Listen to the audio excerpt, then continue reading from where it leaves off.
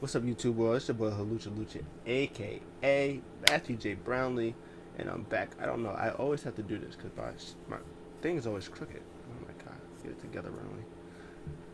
Another All Elite Address Top Five. Yeah, it's been a while since I did one of these. Yeah, my bad. All Elite Top Five. I don't know. It's All Elite Top Five, All Elite Dress Top Five. I don't remember what I said. I think it's All Elite Top Five. Where I go through AEW and I talk about the top five things. Yeah. Um, like, comment, subscribe, and we're gonna get straight into this. All in all, AEW was a good show. AEW's been pretty decent, of course, as always. Uh, but of course, we gotta talk about what we don't like. We gotta talk about what we do like. So we're gonna get into this. Got my handy dandy notebook as always. You know, it's there. And man, I did not. Okay, nice. Okay, I guess we're gonna talk about what did not make the top five because I got 5, 4, 3, 2, 1 around this place. So the one, I don't know if there's one matches or two matches that did not make the top five, but one match that did not make the top five. That was Hangman Page versus Dolph Ziggler's brother, Ryan Nemeth, and this was nothing wrong with the match. It was just again squash match, just a small showcase of what uh, Nemeth can do, and getting Hangman Page's win. Uh, Ryan Nemeth was wrestling like 2012 Dolph Ziggler when he did that "I am perfection, perfection." He was even hitting his moves. He did like the DDT thing, like this when he jumps in the air and hits you with the DDT. Uh, he did super kicks. I think he hit like a super kick and stuff like that. He was hitting the greatest hits on him. It was great stuff. But in the end, Matt Hardy came out. I was watching Hangman Page. He was, encouraging Hangman Page on and stuff like that. And in the end, Hangman Page did win with his buckshot lariat. Boom to the face. 1, 2, 3. He wins. Matt Hardy congratulates him. He's about to hit to the back. And then Hangman Page is like, well, relax yourself. Why are you out here? And then Tony Schiavone came out, got for whatever reason, gave him a mic, and Matt Hardy just pretty much said was, you know, I like you. It seems like you're lost and whatever like that. I see you hanging out by yourself. I got this big old my own big room space, and I can help you out. You can come in there whatever time you like and stuff like that. No charge or like that. So it's like he's trying to recruit Hangman Page, but it seems like he's trying to recruit him for reasons like he recruited Private Party, and then he got Dark Order's trying to recruit him for just to actually because they actually like him because they're baby faces and stuff like that. So we'll see how that goes for them. Before I get into the top five, they had a lot of, again, same problem that I have with NXT. I'm not gonna talk about one and not talk about the other. Uh, a lot of talking and segments in here. They had the one Mox had his promo about liking his coffee hot, his beer cold, his water warm, and his sex in the morning because it's a good way to start off the day, which is hilarious. He was talking about pretty much not things not making sense, that the uh, the Young Bucks and the Good Brothers, they're good, but they don't like the one guy who doesn't like them, and they're all trying to get each other. Who doesn't like Pac? Who doesn't like Phoenix? And it's a whole thing. Uh, so that made him weird. And what he said, he also likes 6-man tag matches, which is weird because I don't. Oh well, okay, that does make sense because the Shield was 6-man tag. So okay, so that does make sense when he said he likes 6-man tag because he was part of the Shield. Roman Reigns, Seth Rollins, Dean Ambrose, Shield, Alpha. Oh, okay. So that does make sense that he did say that he likes 6-man tags because that's what all he was in for like 2 years. Um, so he said that they're gonna beat him, and then Pac had a 6-man. For some reason, I caught this. It was really weird that all of a sudden everybody's in the room by themselves and they have small TVs. Like they had it on Raw with Alexa Bliss and like Randy Orton. They're out there, they're isolated by themselves, and they're showing things that happen with small TVs. Randy Orton did it. Alexa Bliss did it. I think Io Shirai's done it with like the small TVs, and that Pac has like a small TV. Like, why does everybody have small TVs? Like, they're bringing small TVs back or whatever. But he's saying that he was trash what he did to Pentagon and in 6-man tag. He was gonna take him out. They had that promo. They had the promo with Darby Allin and Sting, who I guess they called themselves Hoodlums. Well, he said that Taz called them Hoodlums, and he called them Taz because they're on a first name basis. And he was like, "Us Hoodlums?" He was like, "Well, Darby Allin. Well, okay, Darby Allin, you're a hoodlum. You're pretty much a hoodlum." And then they tried to be gangster and like hard and to like throw the like skateboard at the window, and it barely almost went through this, so he had like to push it out. And then Sting was hitting his back with the glass, but some of it was breaking, and then some of it wasn't. It didn't really look very hoodlum like, but he was like, "Yeah, we're hoodlums," and then they left, and then Darby left his title, so anybody could have just took it. And then Taz came back. He was like, "Oh, we on first name basis. Oh, it was Steve." And then they was cutting a promo, and then Big Scary Will Hobbs and not so scary Taz's son uh, went and saw the stand, the weirdest cassette stand outside that had Darby Allin gear but didn't have Team Taz stuff, and then they beat him up and they threw him, and then whatchamacallit, Brian Cage like lawn darted one of them. That was pretty great.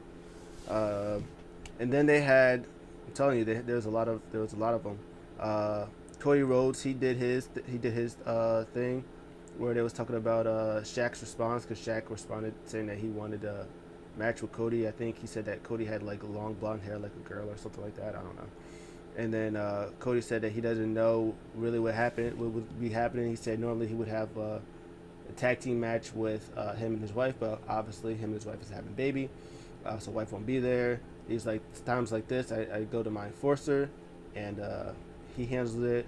So he got it to the enforcer, Arn Anderson. I love me some Arn Anderson, and I love it. He went on the mic. He was like, "Hey, pardon me, but I might end up rambling on a little bit." And oh yeah, he sure did. He rambled. He talked about Dusty and Tully going 30 minutes.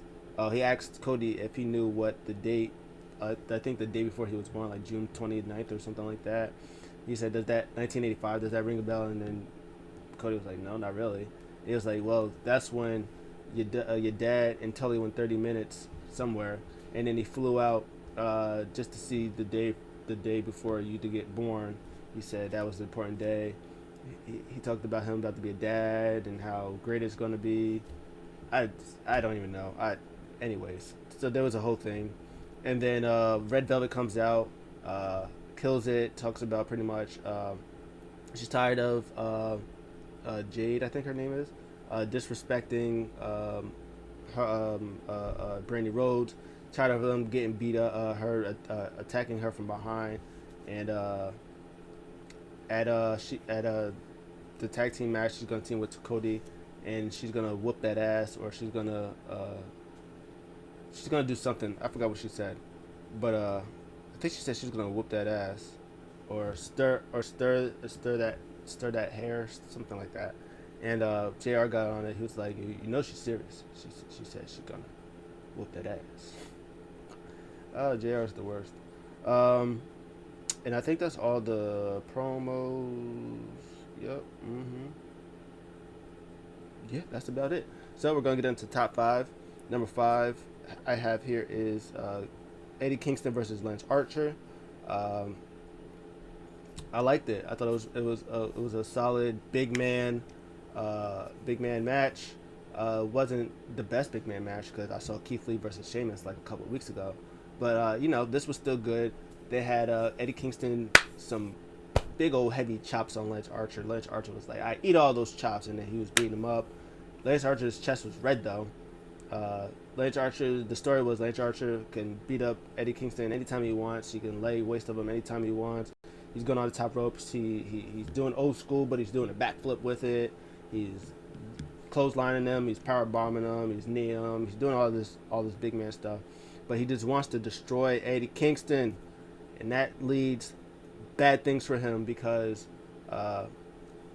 Lance Archer leaves Jake's the Snake in the back. He said, "I got this." Eddie Kingston, he got his men in the back. I take you, go in the back so I could beat him by myself. And then Butcher and the Blade come with a dragged Lance Archer, and he gets distracted. Lance Archer gets distracted. Bunny comes with I think like a I don't know if it's like brass knuckles or like a some metal thing, and Lance Archer was to go to him. Boom, spinning back fist, look fire. Gave the loaded whatever back to Bunny. Pins Lance Archer 1, 2, 3, and he wins. I like it. It's a dirty win. But he's not going to tell you that. He's going to say, I beat you fair and square. I didn't need no help. It was all me because Eddie Kingston's the best. Number 4, MJF and Chris Jericho versus the Varsity Blondes. Oh, there was another promo, by the way, that I forgot. Um, they come out. This is the first time I heard Jericho and MJF mashed music together. I was like, oh, this is fire. I kind of like it. They're doing MJF's theme while also singing the Judas thing. I kind of like that.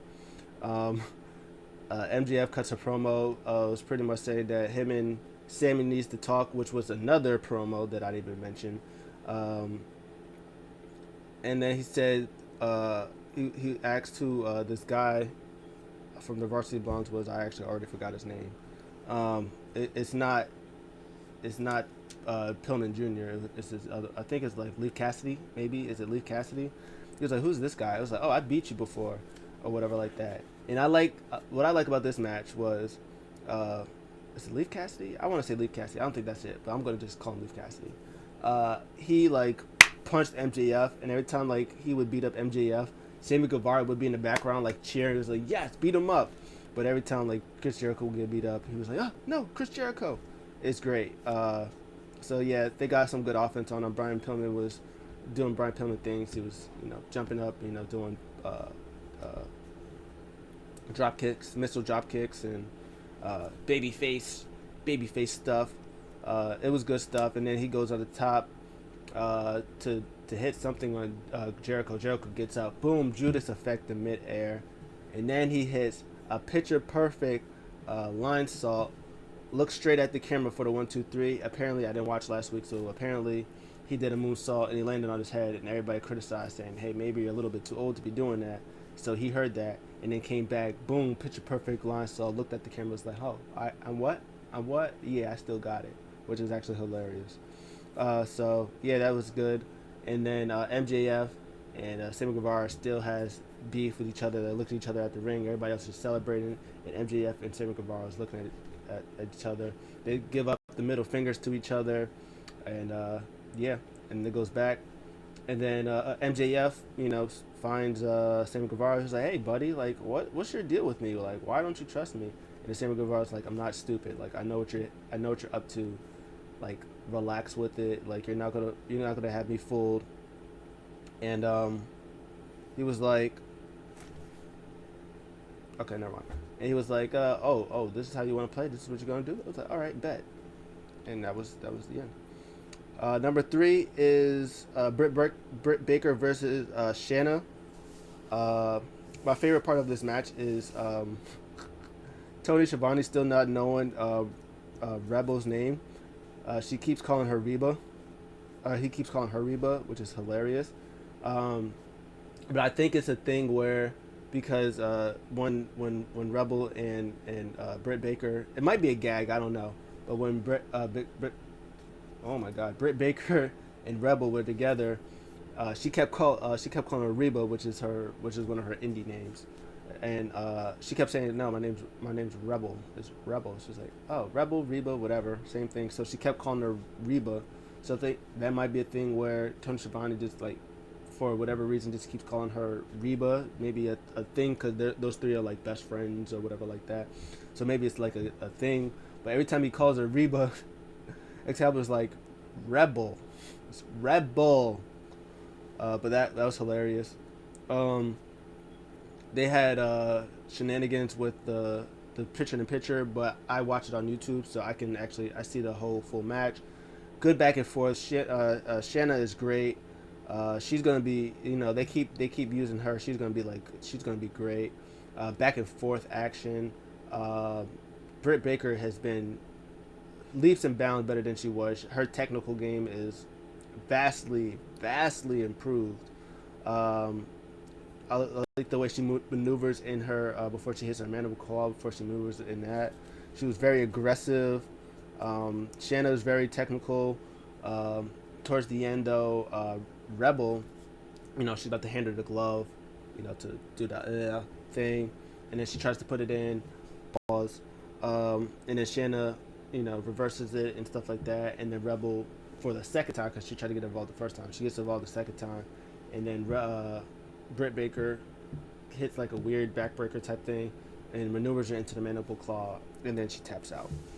And then they celebrate, and then they beat her up. They try to put her in the mandible claw again. Then Thunder Rosa, my wife to be later in another lifetime, comes out and stops that from happening. They run away, and like she chases after them, and then they just head to the back, and they're talking mess. It's like, but why ain't you? But you didn't want that smoke before. So it was all good stuff. Number two is maybe it might be a surprise to some people. Bullet Club versus Dark Order. Another promo again that I forget because there's so many. That, like I said, there's a lot of promos on the show. They're Young Bucks and Good Brothers are backstage before their match is about to happen, main event, and they're too sweet. Yeah, we love each other. And then the Bucks is like, as long as we're always cool as long as that guy Don Callis isn't involved. He's a snake and stuff like that. Gallows and Anderson is like, nah, man. He's the one that had the idea for you to for us to jump Pentagon for you guys. And then there was like, we didn't tell you to jump Pentagon or whatever. It's like, no, it's okay. And then Kenny comes out so mad. It was like, he's yelling at the Bucks for doing the thing to Don's face. Don has this ridiculous like tape thing over like near his eye and stuff, and they're yelling at each other, and the Good Brothers is like, oh, we don't want to get part of this, and then Bucks music is going on. He's like, hey, yeah, your music, yeah, you guys should go. I think it's weird though, like when they introduced Bucks, obviously AEW World Tag Team Champions. For the Good Brothers, they put up the screen that they're the Impact Tag Team Champions, but they don't call them the Impact. They don't say they're the Impact Tag Team Champions. They just say the Gallows and Anderson Good Brothers. But whatever, not my business. Dark Order comes out, all baby faced up. Good, solid 8-man tag match. There's nothing wrong with it. It's just you know what you're gonna get. You get Bucks doing Buck stuff. Dark Order is playing off to Bucks doing the Buck stuff, and it's like a house. It's like a housey show. It's like pretty much a house show. That's what I can best describe Bucks matches. It's house shows. Like they just go out there and they just have a whole bunch of fun. They do all their super kicks and their jumps and the dives and the kicks, and they do the greatest hits with the backflip things. They do their things, and it's nothing. There's nothing wrong with that. There's nothing at all wrong with that. I like Johnny Hungy gets in the ring. He wants Big Luke. Big Luke comes in there, tests his strength. Luke Gallows is like, you can't reach, and then he gets down on knees like, oh, come on, put him up. And then Johnny Hungy just starts beating him up a little bit. And then Luke Gallows is like, no, we're not with that. And then he clotheslines him, beats him up a little bit. He's like, Johnny Shorty. Just made that up. Stu Grayson gets in there. Stu Grayson and Evil Uno are fantastic. I think this is what they needed. That Dark Order. Like I've always liked Dark Order. I've always liked Dark Order, and I always thought, man, they have that one leader. When they get that leader in there, oh my God, I'm ashy. Look at that foolishness. When they get that leader, it's gonna be great. It's gonna be fantastic. And then Brody Lee obviously came, and they were still heelish, but they weren't like they were like funny heels and stuff like that. But now they just turned straight babyface, and it's so good. It's fantastic. Evil Uno, he's so good. Stu Grayson is fantastic. His comebacks, his fires are so great. And that's what he did. He came in, he was running wild. Johnny Hungy came in, he was running wild. He was beating up Nick Jackson, beating up Matt Jackson. Uppercut to Big Luke Gallows. Big kick to Carl Anderson. He was hitting his big power moves. He did like a stalled superplex on him. It was all fantastic. I loved everything about it. But in the end, of course, they tried to do one spot where they tried to do like all power bombs on the buckle on a thing, but they stopped that. So, but then they ended up doing the second time. They did it on each side of the hardest part of the apron, the hardest part of the ring, the apron, of course. And then they go in, have Stu Grayson by himself. Meltzer, I think they hit the Magic Killer on one of them. I think they hit Magic Killer on Evil Uno because he tried to help. He tried to help them out when they hit their one of their finishers, and then he came in, Magic Killers and him, greatest Meltzer driver thing to Stu Grayson. 1, 2, 3, they win. By the way, they all did the too sweet and the super kick thing on Stu Grayson earlier too. They win. They're happy. Ray Phoenix comes out. He's like, "Oh no, I hate you guys," and he tries to fight him off by himself. We try to give him Magic Killer. No. Boom, kick him out. Dean Ambrose comes out. Boom, clean shot, knocks them all out. Ray Phoenix does this ridiculous suicide dive, flips over, gets them both, and then like sits perfectly on the stand, on the barricade. That was ridiculous. Kenny Omega. Kenny Omega comes out with like his shoe off, tries to attack Dean Ambrose. Boom, Paradise Chef sells it like a champ. Did the tree sit thing for like at least 5 seconds, and then he flops, and then that was the end of that show. That was fantastic, but the match itself was just okay. Number one though, of course, for me was Dax Hardwood versus Jungle Boy. I think this was fantastic. The premise of this match was, I guess, Dax thinks that he's better than Jungle Boy, and they said it was going to have a one-on-one match. Jungle Boy said, "Hey, you're going to have a one-on-one match? Sure. We're not going to have you get involved. You guys are going to be handcuffed to Jungle Boy." Dax said it's a travesty, and Jungle Boy said, "Good stuff's happening." They send Baby Boy Marco Stunt in the back. He has him handcuffed, and this was just old school technical wrestling at its finest. Dax Hardwood is so good. He's so underrated. I love when tag team wrestlers are in singles matches and they let them wrestle. Dax Hardwood, Cash Wheeler, Xavier Woods. They're doing with Xavier Woods, Jay Uso. They're so good at tag team wrestling. Obviously, they're some of the best people at tag team wrestling. That you forget a lot. That like, nah, they can wrestle. They can wrestle, and they proved it. Like here, that he was doing old school stuff, and then when they were like doing wrestling, like one of each other teammates had like the upper hand. You had Cash and Tully trying to get in there, but Luchasaurus was getting them back. But when Dax had the upper hand, Luchasaurus was just yelling, trying to get in there, and then they was pulling him back. Yeah, this was fantastic. I loved everything about this match, and in the end of the match, though, it was Jungle Boy who picked up the clean as a whistle submission on Dax Hardwood. It was this match was fantastic. Like if you don't watch any other match, watch this one. Especially if you like old school, wrestling. Watch this match. It was so good. It was so great. I loved it. And then in the end, they unhandcuffed them. Tully Blanchard throws powder in Luchasaurus' face. I think they like cut his horns off. Poor Luchasaurus. They beat him up. And then Marco Stunt, I think Top Flight and a whole bunch of the people like try to make the save and stuff like that. But the match itself was fantastic. I loved it. I really did.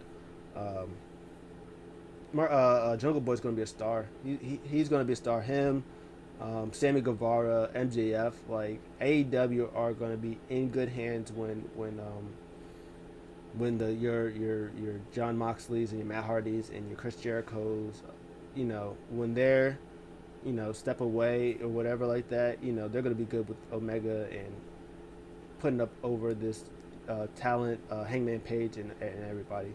AEW's in really really good hands. I think Beach Break is next week. They announced that Riho will be returning, and they're gonna be in like a elimination championship match, and she's facing Serena Deeb, so that match is gonna be fire. They announced the 6-man tag match with Kenny Omega and the Good Brothers versus Pac. I don't know why I said it like that. Pac, Omega, and Phoenix. They had the tag team battle royal, which was another promo that Matt Jackson did that I actually forgot about.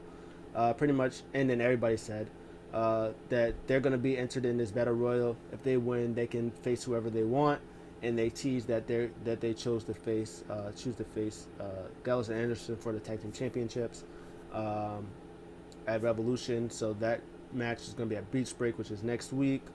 And I also found it funny because they had one tag team for Inner Circles there. Like there's supposed to be one tag team, one true tag team, and all the tag teams are in there from Inner Circle. It's hilarious.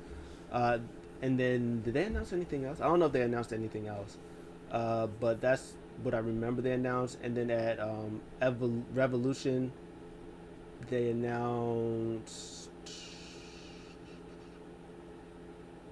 another match at Revolution. I don't remember, but that was the show. That was it. I would probably give this show probably a B plus. There was again there was nothing wrong with the show. The matches were fine. There was nothing wrong with the matches. It's just like it was a lot of talking, and I like my wrestling. Storylines are good, but there's some stuff that's just in there that's just like okay, I don't care. But yeah, B plus. That's what I give the show. What did you guys think? I'll see you guys in the next one. I'm out.